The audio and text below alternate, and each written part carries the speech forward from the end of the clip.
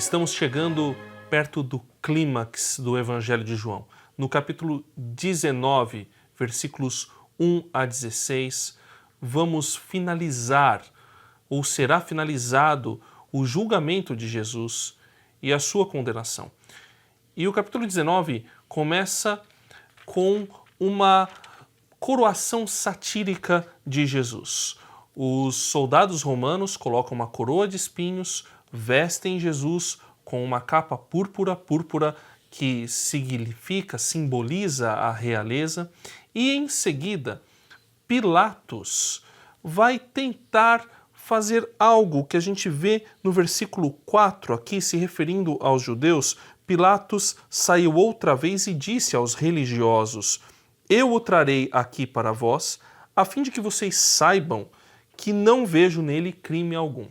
Pilatos era a autoridade maior daquele momento. Pilatos era o representante, o procurador do Império Romano, aquele que dominava aquela região ali da Judéia.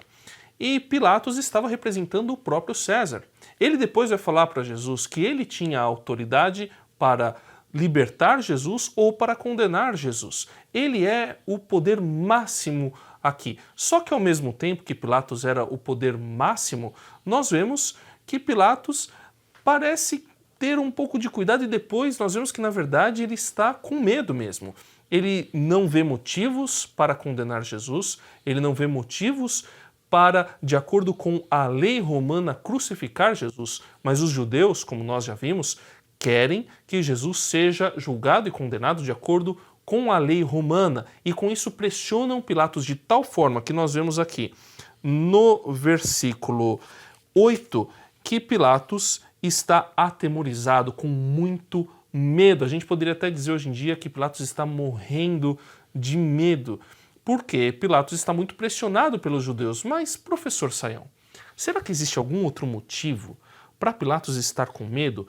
Algo que, de repente, está evitando Pilatos de utilizar a verdadeira autoridade, porque ele era, humanamente falando, a autoridade máxima e Jesus estava na posição menos privilegiada possível? André, a discussão aqui se volta exatamente para o foco dessa questão de quem é rei e de quem tem o poder. É muito interessante porque nós temos uma espécie de confluência de elementos que tem a ver com esse domínio do poder, porque nós temos esses líderes religiosos que são donos do poder, com o qual, inclusive, manipulam muita gente, e essa relação de sintonia com a autoridade estrangeira que domina, que é odiada, que é romana. E é uma coisa assim surpreendente como é que esses elementos se aproximam, né? É surpreendente como é que esse pessoal, em algum momento, jamais poderia imaginar isso, elogiar César, né?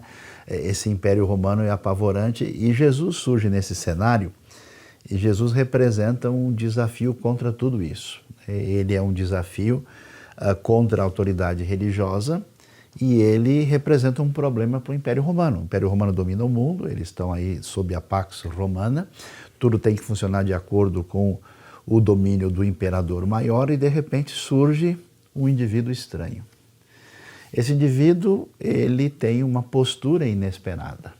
Ele parece ser alguém perigoso. E eu queria, André, ser uma fumacinha para voltar no tempo e ver o rosto de Jesus conversando com Pilatos. Pois é, mesmo porque em alguns momentos Pilatos fala e Jesus não responde Pilatos. Então, isso é doideira, porque no momento de uma tensão, onde está todo mundo assim de cabelo em pé, a multidão gritando lá fora, a confusão, então você espera que o condenado esteja se babando. Tente, no mínimo, se defender, né? Fala assim, ó, você não está vendo motivo para me condenar, então não me condena, deixa eu continuar ajudando as pessoas. Então, imagina a serenidade, a tranquilidade de Jesus mostrando o que é verdadeira autoridade. Eu gosto de dizer que quem precisa gritar já perdeu a autoridade. Quando Jesus fala como fala, pausadamente, deixando de falar, e vira para Pilatos e diz, olha, nenhuma autoridade você tem se não fosse dada da parte do Pai da parte de Deus. E ele fala isso justamente depois de Pilatos dizer, ó, eu tenho autoridade para te prender e para te soltar, para te matar e para te deixar vivo. Aí nós vemos o quê? O controle de Deus na história, a submissão de Jesus ao plano de Deus e a absoluta autoridade, porque no final das contas, nem o poder religioso dos judeus, nem o poder de Roma vão fazer qualquer coisa que não esteja debaixo da diretriz maior, da autoridade que existe em Jesus e na submissão ao projeto que vem do Pai. E o que é irônico é justamente que diante dessas duas maiores autoridades, a autoridade religiosa e a autoridade política e social, Pilatos, Jesus, na verdade, faz aquilo que ele quer que aconteça, cumprir realmente a vontade do Pai, que é, depois a gente entende, oferecer-se como sacrifício por nós, né, para realmente nos libertar do pecado. Agora, eu estranho aqui, eu tenho uma dúvida e queria que você me ajudasse com a atitude dos judeus. Porque os judeus disseram antes, a gente já viu no capítulo 8, que eles eram livres,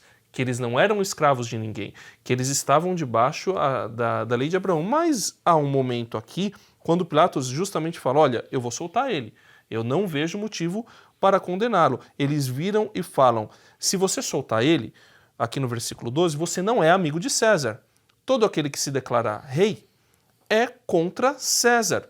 E aí Pilatos vira e fala, bom, então vou finalizar o julgamento. Esse aqui é o rei de vocês. O que vocês têm a dizer? E aí eles dizem, não temos rei senão César. É loucura, né? Que coisa. Eles tinham falado que eram filhos de Abraão e agora são súditos de César. Então, a coisa é tão impressionante e é bom a gente entender aqui que a intenção teológica de João para estabelecer a autocrítica da nação, ele fala dos judeus, mas esses judeus são indivíduos muito representativos. É uma elite, na verdade. É uma elite que tem a ver com o poder religioso na região da Judéia, né? Nós estamos pensando em galileus, sim, em outras pessoas.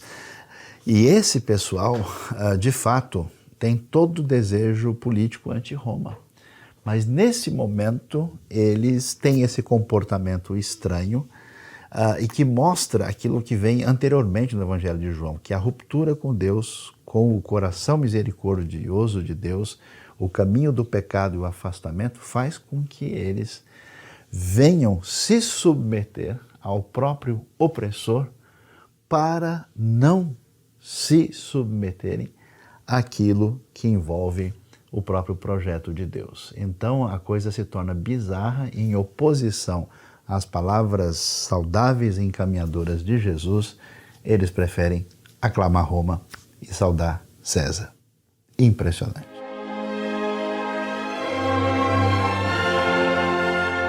Como nós pudemos ver até agora, Jesus vai ser condenado depois de ter sido entregue aí pelas autoridades religiosas da época. E claro, todo julgamento precisa acontecer de acordo com a autoridade romana.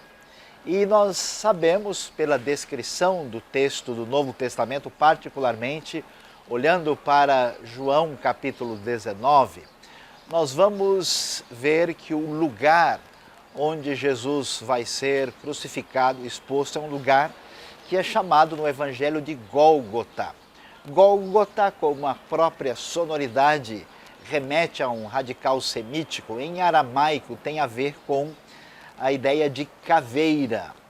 E há poucos lugares em torno da Jerusalém antiga, da época romana, onde há uma possibilidade de isso de ser encontrado o lugar original. Uma das possibilidades mais razoáveis está exatamente diante de nós, quando foi encontrado aqui no século XIX, devidamente caracterizado, uma pequena elevação que ficava fora das muralhas da cidade da época romana, onde nós temos a figura de uma caveira. E assim então Jesus vai ser crucificado aqui, e crucificado dentro de um contexto onde ele vai ser envergonhado, ao contrário das cenas mais comuns que nós temos, de ser crucificado numa espécie de alto de montanha. É muito provável que na parte mais baixa ele foi exposto à vergonha em favor dos nossos pecados, para o nosso perdão, diante de toda a comunidade, porque isso se tratava de uma espécie de condenação romana. Mas que ambiente é esse, que lugar é esse? O Evangelho de João mesmo, antes do final do capítulo, vai mencionar com clareza que o lugar da caveira, o lugar do Gólgota, conforme nós vamos encontrar no texto, ficava próximo do lugar onde o túmulo de Jesus onde ele foi sepultado. Isso quer dizer que há poucas possibilidades em que isso é possível. Aqui foi encontrado um lugar, exatamente diante desse Gólgota, onde nós temos um túmulo antigo da época neotestamentária, com várias características que fazem muito sentido para que a história se apresente diante de nós, com referências que podemos relacionar com o texto.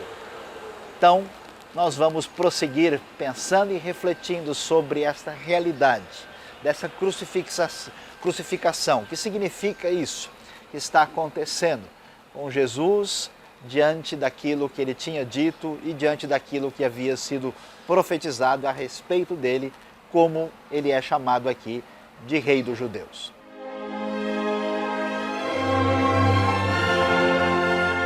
Uma vez que Pilatos achava que não tinha mais saída com as autoridades judeus, ele entregou Jesus a ser crucificado. 5 soldados tomaram conta dele e levaram ele até esse local, se estamos no lugar certo, como já acabo de ouvir. Aqui o crucificaram. E interessante que eles tiraram toda a roupa dele, dividiram em 4 partes e sobrou mais um, que é a túnica de Jesus, que foi feita sem costura. Daí eles tiveram a ideia, por que não tirar sorte, e quem ganhar a sorte ganharia essa túnica, que depois ficou famosa na tradição.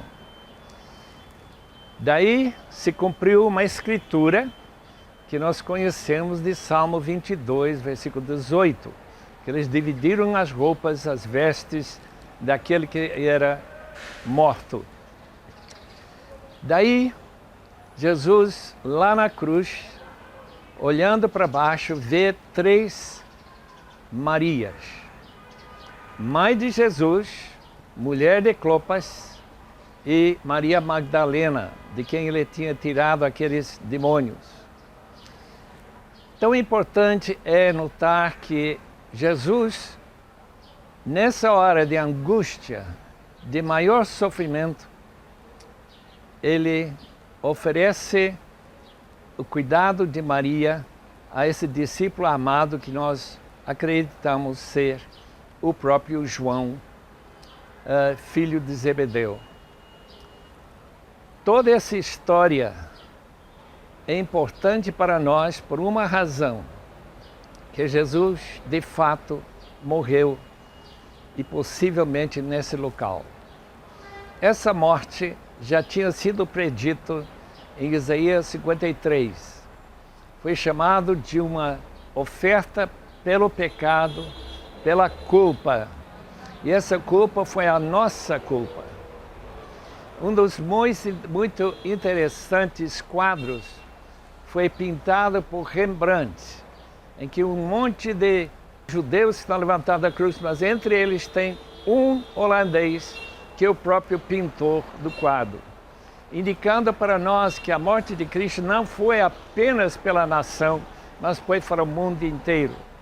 Portanto, nesse local, nós que nós confiamos nessa morte pela nossa salvação, pela lavagem de nossos pecados, nos dá essa coragem de saber que quando morrermos, não seremos condenados.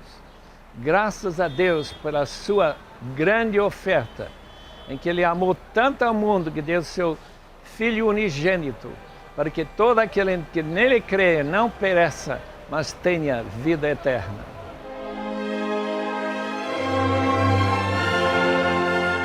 Jesus vai ser morto, crucificado e vai ser sepultado. Olhando para a realidade de João 19, nós vamos ver o contexto em que nós estamos aqui no Jardim do Túmulo em Jerusalém. O texto bíblico vai nos dizer que perto do lugar do Gólgota havia um jardim. Foi encontrado aqui um jardim que, na verdade, anteriormente fora um lugar de cultivo de vinhas. E neste jardim foi também achado uma coisa bastante difícil, raro, uma espécie de cisterna de uma propriedade muito valiosa nos tempos dos romanos, no tempo da época romana, que foi achada que cabia quase 1 milhão de litros d'água. E aqui também um túmulo que foi achado, escavado na rocha, e esse túmulo que aparece aqui tem todas as indicações de algo que pertencia a uma pessoa de bastante posses. O que está de acordo com João 19, que vai nos falar a respeito de José de Arimateia e também de Nicodemos, que vão fazer parte daquilo que são os preparativos de Jesus. José de Arimateia, membro do Sinédrio, alguém que crê em Jesus, mas de uma maneira um tanto quanto velada, junto com Nicodemos, vão fazer os preparativos para colocar o corpo depois que Jesus é morto em favor dos nossos pecados. Mas, irmão Shed, olhando para essa realidade da morte do nosso Senhor, nós vemos que isso não era uma coisa assim que poderia surpreender, pois a Escritura falava a respeito disso. O que o irmão pode nos dizer sobre aquilo que estava sendo esperado e o que aconteceu aqui na ocasião da morte?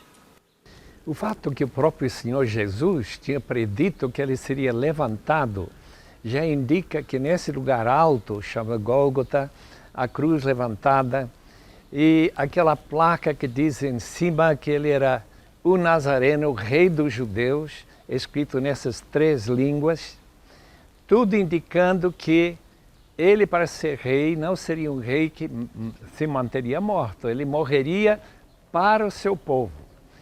Toda a focalização desse texto é sobre o fato que Jesus Cristo seria esse cordeiro que, imolado na época da Páscoa para salvar os filhos de Israel, filhos daqueles que iam sair do Êxodo, para não quebrar os seus ossos, para não quebrar os ossos desse cordeiro. É o texto que com certeza João tinha em mente, não acha assim? Seguramente, porque o texto da palavra divina aqui em João vai nos falar dessa questão de quebrar os ossos. E é uma coisa interessante ver como é que Deus está no controle de tudo. Por quê? Porque os soldados romanos haviam quebrado os ossos dos ladrões que estavam do lado ali de Jesus. Isso era um costume romano porque os condenados, crucificados, morriam praticamente mais pelo sufocamento. Então eles quebravam as pernas para que a pessoa, vamos dizer, pudesse morrer mais depressa. Mas ao chegar a Jesus, lá estava já Jesus morto, então ele não fez isso e cumpriu-se a Escritura que acabamos de ouvir, que os seus ossos não seriam quebrados, e que porque o Cordeiro da Páscoa tinha essa mesma referência lá no livro de Êxodo, capítulo 12, 46, falando da morte de Cristo como uma morte semelhante à Páscoa. Essa ideia, não Shed, de morte expiatória, morte de Jesus. Jesus morreu como um crucificado político, morreu como um herói que não foi entendido. Que ideia é essa de morte em nosso favor expiatória? A ideia da expiação já tem longa história. A morte de um animal pagaria com seu sangue a culpa desse pecado, queimado assim como no altar. Jesus então é levantado não sobre um altar de fogo, mas o altar da própria cruz, na sua morte, da sua vida. Daí está aquela frase, parece que essa razão da frase é consumado está. Consumado, isto é, a obra de Cristo foi consumada. Ele foi enviado com essa finalidade, cumpriu isso e ele morreu para que isso acontecesse. Quando surgiu, por exemplo, a ideia que Jesus não tinha morrido, também tem outro fator, talvez queira comentar isso, dessa lança do soldado que passou pelo peito do Senhor Jesus, de modo que dificilmente pode dizer que ele sobreviveu àquele lance. Sem dúvida alguma, a referência que vai aparecer aqui em João, falando exatamente sobre esse caso que aparece no versículo 34, quando o soldado vai com a lança atingir Jesus de um modo que vai sair água e sangue. Essa morte cruel, as indicações das análises médicas sugerem que a lança tenha atingido o coração de Jesus. É importante porque nós estamos falando de uma sexta-feira especialmente sagrada, porque era a semana da Páscoa. Vamos ver que a semana toda passou desde o domingo de Ramos até chegarmos à sexta-feira. E o Shabat judaico vai começar logo, então é necessário que Jesus seja sepultado rapidamente. E aqui nós vamos então ver Jesus sendo atingido por esse soldado romano para mostrar que a sua morte é uma morte completa, real, absoluta, verdadeira. Jesus não teve uma espécie de mal-estar ou ficou numa situação indefinida. Ele morreu com um sofrimento cruel, morte de cruz, para o perdão dos nossos pecados. Mas, irmão Shed, para encerrar esse momento da morte, o que o irmão pode nos dizer aí a respeito do significado disso em relação à salvação das pessoas? Que importância isso tem para nós e todos que nos acompanham aqui? Não há absolutamente nenhuma dúvida que para resolver o problema maior que o homem tem desde o Jardim de Éden até hoje é perdão dos pecados.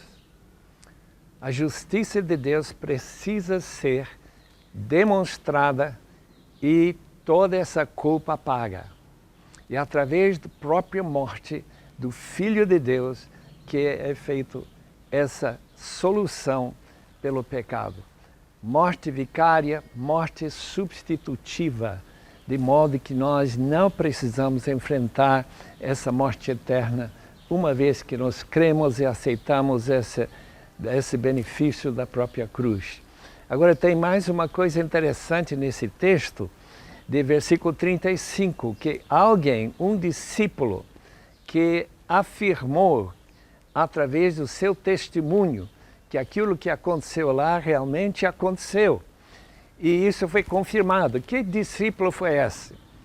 Uma possibilidade, já que ele não tem nome, seria que ele fosse o próprio irmão de João, que seria Tiago, que foi martirizado no ano 44. Não sei se o irmão acreditaria nessa possibilidade. Acho que é possível que possamos entender isso, porque muitas vezes nós vemos certas referências que parecem se encaixar perfeitamente com João, mas exatamente essa ideia de testemunha, que está tão ligado à ideia de martírio, a chance de Tiago estar envolvido como um dos discípulos, talvez não seja algo definitivo, mas uma coisa para pensarmos.